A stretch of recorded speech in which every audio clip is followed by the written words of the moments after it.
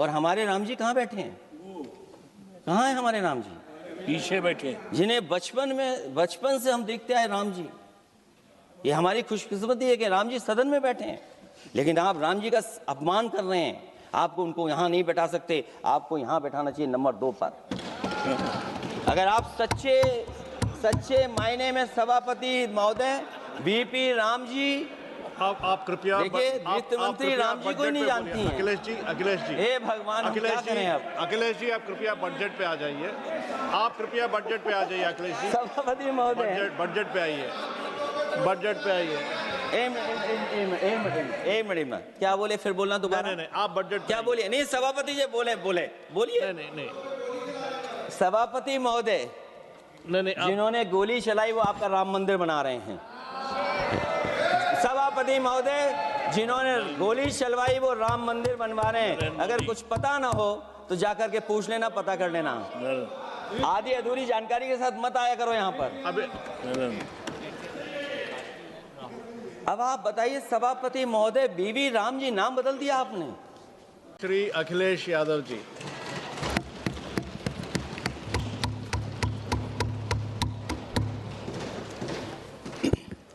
मैं सबसे पहले सभापति महोदय आपका मैं धन्यवाद देता हूं कि मुझे आपने बजट पे बोलने का समय दिया है। मैं तीसरा सदस्य इस पे बोल रहा हूं।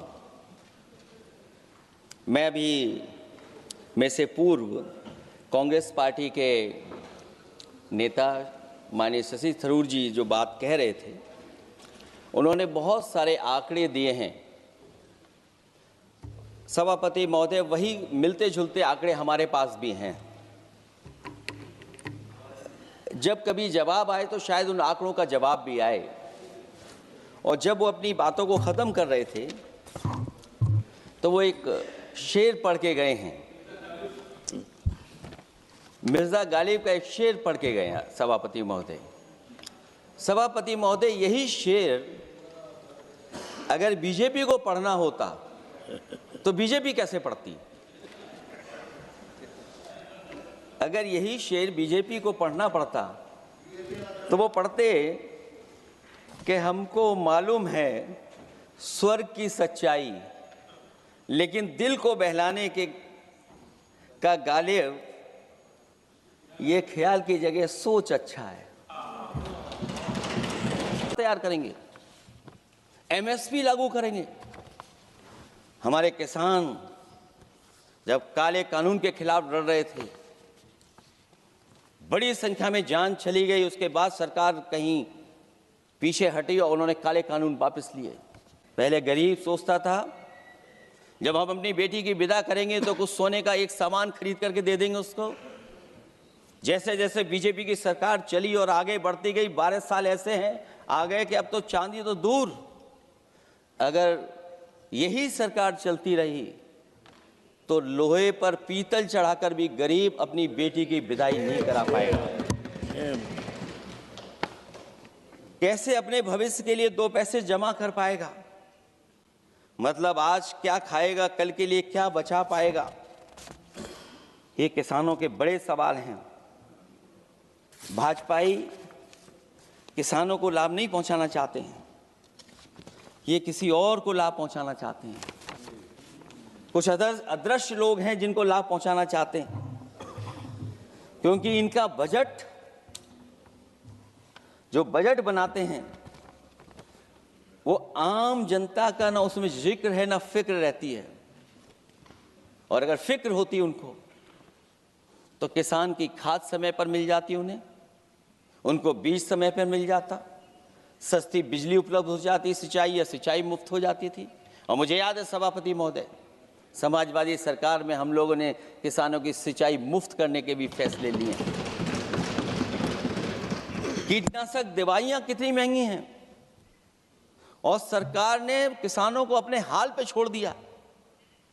मंडियों पे कहीं कोई खरीद नहीं है, और अगर खरीद हुई है तो सरकार बताए कि धान, आलू या गेहूं की खरीद में तो मिल जाती है उसको कीमत, लेकिन धान और आलू जैसी फसलों पर कोई सरकार कीमत नहीं दे पा रही है।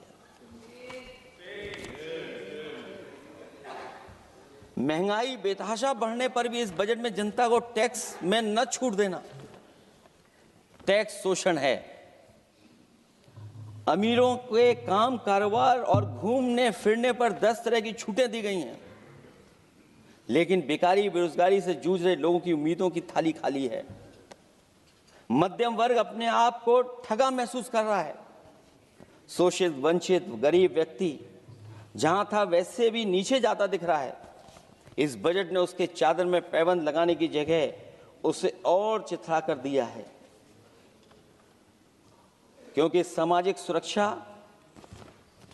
केवल शब्दों की औपचारिकता रह गई है।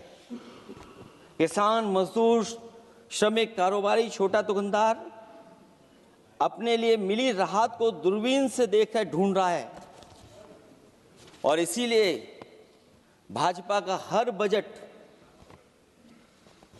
1/20 का बजट मानते हैं, क्योंकि वो 5% लोगों के लिए ही होता है। अच्छे बजट की होती हैं 3 पहचान: गरीब की तरक्की, खुशहाली और मुस्कान। शायद इस बजट ने तीनों चीजों को छीनने का काम किया गरीबों से। दूसरा विषय स्वास्थ्य को लेकर के बहुत हमारा गरीब समय समय पर परेशान रहता है। स्वास्थ्य को लेकर के जो ठोस कदम सरकार को उठाने चाहिए वो सभापति महोदय सरकार नहीं उठाती दिख रही है, और जितना भी स्वास्थ्य सेवाएं हैं वो ठप होती चली जा रही हैं।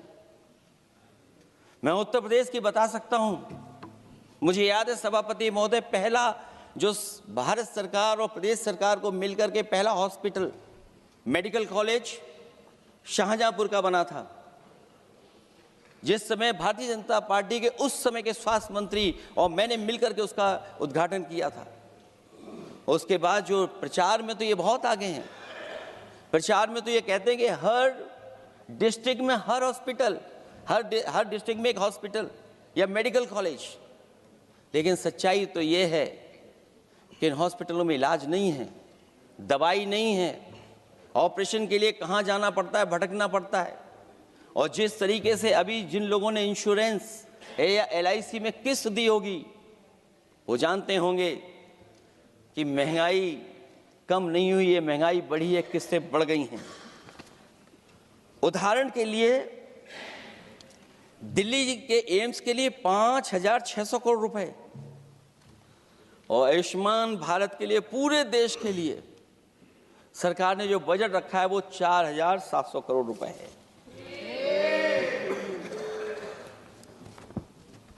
सुनते हैं पहले उपवन में हर ऋतु में बहार गाती थी, कलियों का तो कहना ही क्या, मिट्टी में खुशबू आती थी। ये भी ज्ञात हमें उपवन में कुछ ऐसे भौरे आए थे, सारा चमन कर दिया मरघट, अपने साथ जहर लाए थे। लेकिन अगर चमन वाले ही भौरों के रंग ढंग अपनाएं, माली तुम ही फैसला कर दो, हम किसको दोषी ठहराएं। सभापति महोदय, मैं उत्तर प्रदेश से आता हूं, जहां पर प्रधान संसदीय क्षेत्र है। राजमाता पूजनीय अहिल्याबाई होलकर जी, उनकी मूर्ति थी, उसको बुलडोजर से तोड़वा दिया। सभापति महोदय, कोई कल्पना कर सकता है एक मणिकर्णिका घाट जो हमारी पौराणिक पहचान रही, सदियों से हमारी विरासत की पहचान रही, सनातनी काशी की विरासत रही, वहां पे इनकी सरकार ने प्रधान संसदीय क्षेत्र में बुलडोजर चला करके हमारी पूजनीय अहिल्याबाई होलकर की मूर्ति को इन्होंने तोड़ने का काम किया। और सभापति महोदय, केवल एक मूर्ति नहीं, वहां पर अगर हम गिनती करेंगे, 1 नहीं, 2 नहीं, 3 नहीं, 4 नहीं, 5 नहीं, 6 नहीं, 7 नहीं, लगभग 100 मंदिरों को तोड़ने का काम इसी सरकार में हुआ है। केवल मंदिर नहीं तोड़े गए सभापति महोदय, एक antique bell donated by Nepal नरेश जो घंटा बजता था, सभापति महोदय, जो घंटा बजता था, नेपाल नरेश जिन्होंने गिफ्ट किया था, वो घंटा भी लापता है।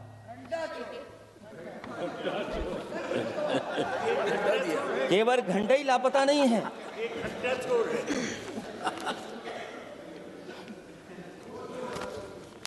सभापति महोदय, नमामि गंगा को लेकर के हमारे कानों में अभी भी वो बातें गूंजती हैं कि माँ गंगा ने मुझे बुलाया है। क्या बात है कि पिछले 11 साल से माँ गंगा ने बुलाया ही नहीं किसी को। माँ गंगा बह रही हैं, जो उसके पैरामीटर्स हैं, जिस पैरामीटर्स को हर दिन नापा जाता है, उसमें डिसॉल्व ऑक्सीजन, सीओडी, बीओडी और तमाम पैरामीटर्स आज किस हालत में है माँ गंगा। कोई कह रहा था कि अब गंगा बहकर के दूर तक जाएंगी, लेकिन शायद वो ये नहीं जानते होंगे कभी कभी उल्टी गंगा भी बहती है। जब उल्टी बहेगी तो यूपी के आते आते आप बाहर हो जाएंगे। हमारे देश को भी सुनना पड़ा एक प्रतिष्ठित चैनल पर कि आपके देश में इन्वेस्टमेंट क्यों आएगा, क्योंकि वहाँ आ ही नहीं सकता है, क्योंकि आपकी हवा खराब है। सोचिए, देश का पानी खराब हो, और ये मैं नहीं कह रहा हूँ, पानी खराब सरकार को मालूम है, नहीं मालूम है, लेकिन जो प्राइवेट कंपनियां हैं जिनको अपना पानी बेचना है, तो वो बता रही है कि आपके भारत के पानी में क्या क्या है। और ये बात गलत है तो सरकार ऐसी कंपनियों पर प्रतिबंध क्यों नहीं लगाते हैं कि इस तरह अपनी कंपनियों का सामान बेचने के लिए झूठा प्रचार कर रहे हैं। जिस तरीके से आरक्षण पर खिलवाड़ हो रही है, उसकी कोई कल्पना नहीं कर सकता था। विकसित भारत तभी विकसित भारत माना जाएगा जब हमारे पिछड़े, दलित, आदिवासी, अल्पसंख्यक मुसलमान भाई को बराबर का हक मिलेगा। और जब तक हक नहीं मिल रहा उनको, तब तक शायद विकसित भारत का देखने का सपना आधा अधूरा है। अभी सुप्रीम कोर्ट ने कहा है माइग्रेशन को लेकर के, सुप्रीम कोर्ट ने 16 जनवरी को एक फैसला पलट दिया। हाई कोर्ट के फैसले को पलटते हुए फैसला सुनाया कि यदि आरक्षित वर्ग का कोई उम्मीदवार बिना किसी छूट का लाभ लिए अगर अनारक्षित वर्ग से ज्यादा नंबर प्राप्त करे तो उसे अनारक्षित वर्ग में सेलेक्ट किया जाएगा। क्या सुप्रीम कोर्ट भी कह रहा है? हमारे सरकार की भी नियत है कि सबको आरक्षण मिलना चाहिए जिनका हक हो। हमारे प्रधानमंत्री जी भी कहते हैं हम पिछड़े हैं। हमारे दूसरे नंबर के नेता, क्योंकि उन्हें सनातनी बनना था, अपना धर्म बदल के दूसरा धर्म लिख लिया उन्होंने।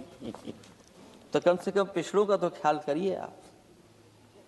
जब पिछड़ों का ख्याल करोगे तभी आपका देश विकसित बनेगा, भारत विकसित बनेगा। अगर आप पिछड़ों को छोड़ देंगे, दलितों को छोड़ देंगे, आदिवासियों को छोड़ देंगे, अल्पसंख्यक भाइयों को छोड़ देंगे, तो आप कैसे विकसित भारत बनाएंगे? एक आर्थिक बराबरी है, दूसरी सामाजिक बराबरी है। और मुझे लगता है बजट से न आर्थिक गैर बराबरी दूर हो रही है, न सामाजिक गैर बराबरी दूर हो रही है। और इनकी सरकार में कितना भेदभाव है। सभापति महोदय, केवल चुनाव जीतने के लिए सोचिए, एक 72 साल के बुजुर्ग पर मोहित खान साहब, आप जानते होंगे आपके क्षेत्र में, मदरसा टाउन एरिया। सभापति महोदय, बीजेपी का लक्ष्य केवल है चुनाव जीतना। इन आंकड़ों से क्या मतलब? और आंकड़ों का अगर ये ठीक आंकड़े होते सभापति महोदय, तो इन्होंने कहा था कि बुलेट ट्रेन हम 1 लाख करोड़ की बनाएंगे।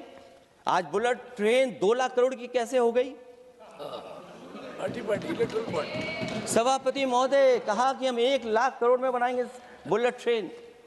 और बुलेट ट्रेन केवल संपन्न स्टेटों में क्यों? हमारे बंगाल, बिहार और यूपी में क्यों नहीं? और अगर आप हाई स्पीड बुलेट ट्रेन लाना चाहते हैं तो 1 लाख करोड़ का बजट दिया था, 2 लाख करोड़ बजट हो गया। यूपी में जब बनेगा तो पता नहीं कब बनेगा, कौन जानता है कब बनेगा। चुनाव जीतने के लिए इनकी सरकार के लोगों ने झूठा फंसाया, ये सब जुमला है, जुमला। झूठा फंसाया, और इसलिए फंसाया कि वो मुस्लिम है, इसलिए फंसाया। 72 वर्ष के बुजुर्ग को 19 महीने जेल में रखा गया। समाजवादी पार्टी को बदनाम किया गया, और केवल इसलिए कि चुनाव जीत जाए आप, अयोध्या का चुनाव जीत जाए, क्योंकि अयोध्या का चुनाव हारे थे आप लोग। मैं अयोध्या की महान जनता का धन्यवाद देता हूं कि उन्होंने कम्युनल पॉलिटिक्स का समापन किया है। वो विकास के रास्ते पे जाना चाहते हो। मैंने पहले भी कहा, फिर कहता हूं, आपका विकास अयोध्या का तो मैं जानता हूं कैसा है, क्योंकि लोगों ने काशी को क्यूटिव बनते नहीं देख पाए। अगर हम सब सदस्य हैं और हमारे प्रधान सांसद के संसदीय क्षेत्र को अगर हम क्यूटिव न बना पाए, आप विरासत मिटा रहे हैं। वहां पर कई सौ पुरानी दाल मंडी, जिसमें केवल वोट नहीं मिलता, इसलिए दाल मंडी को आप डिमोलिश कर देंगे आप। अल्पसंख्यक बनारस, और इसको अयोध्या को जीतने के लिए 72 वर्ष के एक व्यक्ति को झूठा केस लगाया, झूठा फंसाया, जेल भेज दिया। और न केवल उसको जेल भेजा, बल्कि उसकी दुकानें और उसकी बेकरी पर भी बुलडोजर चला दिया आपने। क्या डेमोक्रेसी में हमारे बुलडोजर का कोई स्थान है क्या? हाई कोर्ट कहता है कि आप फैसला सुना सकते हैं क्या? कोर्ट कहता है कि आप कौन हो गए फैसला सुनाने वाले लोग? और फिर आप लोग कहते हैं कि हर घर जल और नल। सभापति महोदय, इन्हीं के विधायक ने मंत्री जी को घेर लिया, इन्हीं के विधायक ने मंत्री जी का अपहरण कर लिया, और ये कहते हैं कि हम तो, हमारे कोई अराजकता नहीं है। इन्होंने जब कश्मीर का 370 हटा रहे थे सभापति महोदय, हाँ ना, बजट ही है ये एमओयू में, क्योंकि इंसेंटिव अगर नहीं देंगे तो कौन आपका इन्वेस्टमेंट लाएगा? ये राज्य का विषय नहीं है सभापति, राज्य से प्रधानमंत्री आते हैं। और आपने ये कहा कि प्रधानमंत्री के क्षेत्र में, हमने देश में कहा कि हमने 1000 किलोमीटर मेट्रो बिछाई है। आपने देश के प्रधानमंत्री के क्षेत्र में क्यों नहीं मेट्रो बिछाई? क्यों नहीं बिछाई आपने? आपने देश के प्रधानमंत्री के क्षेत्र को एक्सप्रेस वे से क्यों नहीं जोड़ा आपने? क्योंकि आपके पास बजट नहीं है। अटल बिहारी वाजपेयी जी के आपने नाम से एक्सप्रेस वे क्यों नहीं बनाया, बताइए आप? ये बजट नहीं है आपके पास। अयोध्या एयरपोर्ट घोटाला, एयरपोर्ट बनते ही पानी टपकने लगा। एयरपोर्ट तो दिल्ली का है, बजट तो दिल्ली ने दिया होगा। अयोध्या रेलवे स्टेशन, हमारे कन्नौज का रेलवे स्टेशन बनते ही गिर गया, और गिरने के बाद अभी तक नहीं बन पाया। तो ये बजट का हिस्सा नहीं है क्या? आप वाटरवेज बात कर रहे हैं, गंगा साफ नहीं है, आप पानी का जहाज कहां ले जाएंगे? बिहार में जाकर के रुक जाएगा। पिछली बार भी एक पानी का जहाज चला था, बनारस से जाते ही बिहार में रुक गया, जाकर के पटना भी नहीं पहुंच पाया। Rampath, sewer line smart city का हिस्सा है। आपका स्मार्ट सिटी कैसा है? इंदौर में पानी पीने से कितने लोगों की जान चलेगी सभापति महोदय? और कोई शहर बता दीजिए जहां पर कूड़ों का ढेर ना हो। जब देश के प्रधानमंत्री जी ने झाड़ू उठाया हो और उसके बाद भी कहीं कूड़ा ना हटे सभापति महोदय। भजन संध्या स्थल घोटाला हुआ, अंतर्राष्ट्रीय मीडिया सेंटर बनाया, उसमें भी पानी गिर रहा है। लाइट सजावट की चाइनीज आई हैं। हमारे देश का कारोबार कैसे उलझा दिया आपने? चीन और अमेरिका और थोड़ा बहुत रशिया, विदेश नीति तो असफल हुई है, लेकिन हमारा बाजार को भी पूरा बेच दिया। और चीन के सवाल पर सभापति महोदय, चीन हमारी जमीन पर भी निगाहें रखे हुए है और हमारे बाजार पे भी। इसलिए जो सरकार फैसला ले, बड़ी सावधानी से ले। मैं कितनी बातें बताऊं वहां पर। सेना जमीन ले लिया, जमीनें जाने कहां चली गई हैं।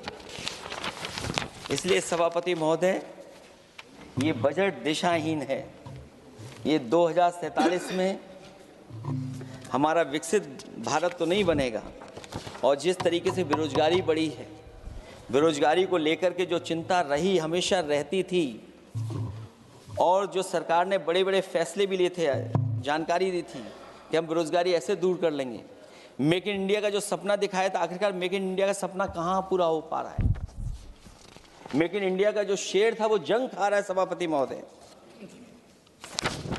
1000 ग्राम सभाएं अर्बन हो गई हैं और 40% व्यय प्रदेश सरकारों पर डाल दिया गया है। ये स्कीम कैसे चलेगी आपकी? धान की पैदावार करने वाले की आय दोगुनी हो गई। आपको गाय से बहुत प्रेम है। हमारे क्षेत्र में खुद एक काऊ मिल्क प्लांट बना, यूपी का पहला काऊ मिल्क प्लांट। आपकी सरकार ने उसको बंद कर दिया। आप कहते गाय की सेवा करो, लेकिन पहला यूपी का काऊ मिल्क प्लांट वो आपसे बंद हो गया। अगर शायद हम ऊंट के मिल्क की चॉकलेट बना रहे होते उस प्लांट से, तो वो प्लांट चलता रहता। सभापति महोदय, इस डील और ढील के बाद हमारा रुपया कहां होगा, ये सरकार जरूर बताए हमें। सरकार उद्योगपतियों के साथ खड़ी है। सरकार द्वारा लेबर कोड्स लाए गए हैं और मजदूरों के नहीं हैं। अब अधिकांश उद्योगों द्वारा लेबर को कोई भी नौकरी से निकाला जा सकता है। इतना तानाशाही होगी कि जब चाहेंगे तब निकाल देंगे। उनके 8 घंटे से अधिक काम कराया जा सकता है। परमानेंट एम्प्लॉयमेंट की बजाय कॉन्ट्रैक्चुअल एम्प्लॉयमेंट की व्यवस्था की है सरकार ने। सोचिए, यही सरकार है कि सबका साथ सबका विकास। एयर पॉल्यूशन को लेकर के मैं पहले ही कह चुका हूँ। और शहरी विकास तो इनका मैंने क्यूटो को मैं देखा है, इसलिए उस क्यूटो के बारे में मैं ज़्यादा नहीं कहना चाहता हूँ। जबकि पिछले वर्ष का पूरा बजट इन दोनों मदों में खर्च ही नहीं किया गया है। आखिरकार सरकार बताएगी खर्च क्यों नहीं हुआ, आखिर क्या कारण है, किसकी वजह से खर्च नहीं हुआ है? जल जीवन मिशन में 50,000 करोड़ रुपए खर्च नहीं हो पाए हैं और प्रधानमंत्री आवास योजना में 40,000 करोड़ रुपए। और हमारे देश के प्रधानमंत्री ने गांव गोद लिया था। वो लगता है उस गांव को अनाथ छोड़ दिया है प्रधानमंत्री जी ने। वो गांव ही अनाथ छोड़ दिया है। ये बजट दिशाहीन है। 2047 तक विकसित भारत तो नहीं बनेगा, लेकिन हमारे गरीबों के साथ बहुत अन्याय होगा। जिस तरह एआई पे बात की गई है, एआई अगर अच्छाई और भलाई के लिए हो तो अच्छी बात है, लेकिन पता नहीं भारतीय जनता पार्टी पे कितना रिसोर्सेज हैं कि एआई और जितना भी हमारा वो है जो बजट है, वो सबसे ज़्यादा खर्च वो करते हैं दूसरों को बदनाम करने के लिए। इसलिए इन्हीं शब्दों के साथ मैं सभापति महोदय का धन्यवाद देता हूं। मैं उम्मीद करता हूं कि सरकार इस बजट को गरीबों की तरफ मोड़ेगी, पीडीए के लोगों की तरफ मोड़ेगी, जिससे वो भी मुख्य धारा में खड़े हो सकें। बहुत बहुत धन्यवाद। साथियों, मौका था संसद भवन में निर्मला सीतारमण के बजट के पेश करने के बाद अपनी उस पर चर्चा करने के विषय में, जिस पर सपा के सुप्रीमो अखिलेश यादव ने बात करते हुए ये कहा कि ये बजट सिर्फ 5% लोगों के लिए बनाया गया एक बजट है, जिसमें सिर्फ 5% लोगों को ही फायदा होगा। हमारे देश के जो गरीब हैं, हमारे देश के जो किसान हैं, जो मजदूर हैं, उनके ऊपर ये सीधा सीधा हमला है और उनके लिए तो कुछ सोचा ही नहीं गया। पीडीए के लिए और दलितों के लिए, आदिवासियों के लिए और पिछड़े वर्ग के लिए ये जो बजट है, ये पूरी तरीके से भेदभाव वाला है। इसमें किसी भी तरीके से कोई भी व्यवस्था नहीं की गई है। हमारे देश के जो गरीब भाई हैं, हमारे देश के जो गरीब किसान हैं, उनके लिए सरकार ने कुछ भी नहीं किया। रिवर फ्रंट वाला मामला हो या फिर देश के किसानों को सब्सिडी देने की बात हो या फिर देश में एक्सप्रेसवेज बनाने की बात हो, अखिलेश यादव ने हर मुद्दे पर सरकार को घेरने की कोशिश की और हर बार अखिलेश यादव ने सरकार का एक चेहरा दिखाने की प्रयास किया। इसके साथ साथ उन्होंने ये कहा कि देश में प्रधानमंत्री की जो संसदीय सीट है, उस पर अब तक कोई एक्सप्रेसवे नहीं बना है, अब तक वो एक्सप्रेसवे से जुड़ी नहीं है। काशी को क्योटो बनाने चले थे, लेकिन वो अब तक उसे बना नहीं पाए हैं। साथ साथ मणिकर्णिका घाट में जो निर्माणाधीन अहिल्याबाई होलकर की प्रतिमाओं को तोड़ने की बातें थी, उस पर भी उन्होंने तीखा तंज कसा और सरकार का एक पक्ष उस पर भी जाहिर किया। उन्होंने ये कहा कि अहिल्याबाई होलकर के साथ साथ कई सारे मंदिरों को भी तोड़ने का काम बीजेपी की सरकार ने किया है। भाजपा की डबल इंजन की सरकार यूपी के भरोसे ही आगे चुनाव में बढ़ रही है, लेकिन उन्होंने यूपी का ही कोई ध्यान नहीं रखा। साथ साथ अखिलेश यादव ने जो आरोप लगाए वो ये भी थे कि एम्स के लिए कई ज्यादा हजार करोड़ की व्यवस्थाएं की गई, उनके लिए कई सारा फंड रिलीज किया गया, लेकिन देश में आयुष्मान भारत योजना के लिए 4,300 करोड़ के आसपास का बजट ही इशू किया गया। तो इस तरह से जो भेदभाव वाली रवैया है वो भाजपा की सरकार इस चीज को देश के लोगों पर लागू कर रही है और देश के लोगों को कोई राहत नहीं मिल रही है। अयोध्या की जनता ने भाजपा को एक बहुत ही कड़ा संदेश दिया है कि जो उन्होंने उनके समर्थित कैंडिडेट को जीतने नहीं दिया और सपा को जिताया है। तो अखिलेश यादव के इस प्रकार के बयान पर सरकार और निर्मला सीतारमण सुनती रही और अखिलेश यादव लगातार बोलते ही रहे। उन्होंने कई सारे मुद्दों पर शिक्षा, स्वास्थ्य, रोजगार, पेयजल की समस्या और साथ साथ इंदौर में जो पेयजल के कारण कई सारे लोगों की मौत हुई थी उस पर भी सरकार का ध्यान आकृष्ट किया। सभापति तेनेटी भी इस मुद्दे पर चुप ही रहे और उस अखिलेश यादव की बात सुनते रहे। अखिलेश यादव ने दूषित हवा, दूषित पानी, सरकार की गिरती हुई रैंकिंग्स, एक्सप्रेसवेज के ऊपर ध्यान दिलाना हो या फिर मेडिकल के क्षेत्र में जो सरकार की नाकामियां रही हैं उस पर सीधा सीधा प्रश्न चिन्ह उठाया। तो आप अखिलेश यादव के इस ओवरऑल बयानबाजी पर, उनके इस भाषण पर क्या कहना चाहेंगे, जरूर कमेंट कीजिए। और अंत में अखिलेश यादव ने जो शेर पढ़ा उस शेर के पढ़कर के भी उन्होंने भाजपा के ऊपर ही तंज कसा था। तो आपको ये वीडियो, अखिलेश यादव का ये बयान और उनके ये आरोप अगर सही लगे हैं तो इसे एक लाइक करिए, चैनल सच्ची घटना को सब्सक्राइब कीजिए और बेल आइकन को ऑल पर सेट कीजिए। एक नई वीडियो लेकर एक नई सच्ची घटना के साथ आपसे फिर मिलते हैं। तब तक के लिए आप सभी का बहुत बहुत धन्यवाद।